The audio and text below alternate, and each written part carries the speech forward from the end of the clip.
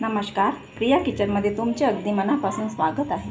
आज आपण बघणार आहोत हिरवी मिरची आणि टमाटरची चटणी किंवा ठेचा असेही म्हणू शकतो। अगदी साधी सोपी रेसिपी आहे। 5 ते 10 मिनिटात तयार होते।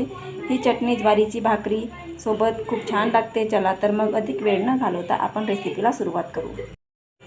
त्यासाठी मी इथे घेतले आहेत 10 ते 15 हिरव्या मिरच्या, 1 टमाटर, थोडी कोथिंबीर आणि 5 ते 7 लसूण कळ्या। आता आपण मिरची तव्यावर भाजून घेणार आहोत। सर्वात अगोदर आपण मिरची भाजून घेणार आहोत। मिरची मी 2 भागामध्ये करून घेतली आहे, कारण मिरची भाजताना मिरची उडू शकते। त्यासाठी आपल्याला अशा प्रकारे कट करून घ्यायची आहे। आता आपली मिरची इथे छान भाजलेली आहे। आपण यामध्येच टमाटर आणि लसूण सुद्धा भाजून घेणार आहोत।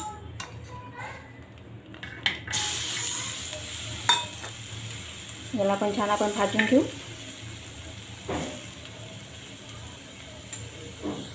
आता आपले लसूण, मिरची आणि टमाटर छान इथे भाजलेलं आहे। आपण याला एका प्लेटमध्ये काढून घेऊ आणि थंड होण्यासाठी ठेवून देऊ। जर तुम्हाला खलबत्त्यामध्ये जर करायचे असेल तर तुम्ही गरमच करू शकता, पण मिक्सरवर करायचे असेल तर आपल्याला थंड करावे लागेल। आता मी मिक्सरवर करणार आहे, त्यामुळे आपण याला थंड होण्यासाठी ठेवून देऊ।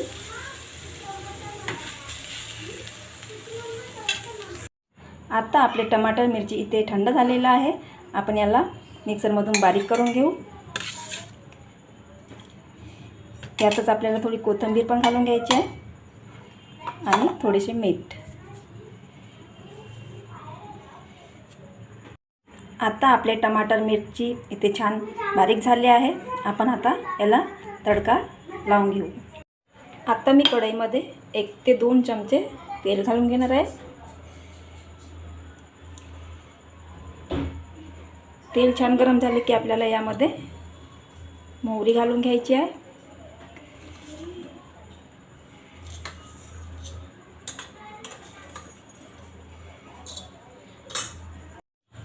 थोडासा हिंग आणि थोडीशी हळद आणि आता मिरची टमाटरची चटणी किंवा ठेचा छान हलवून घ्यायची आहे। मस्त आपली टमाटर मिरचीची चटणी इथे तयार झालेली आहे। थोडा वेळ शिजू देऊन आपण याला, आता आपली चटणी इथे छान शिजलेली आहे। आपण यावर कोथिंबीर घालून घेऊ।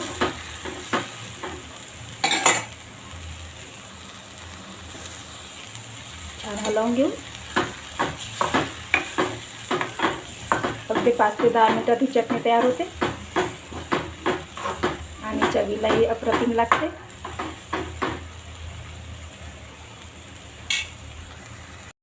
अशा प्रकारे आपली टमाटर आणि हिरवी मिरचीची चटणी इथे तयार झाली आहे।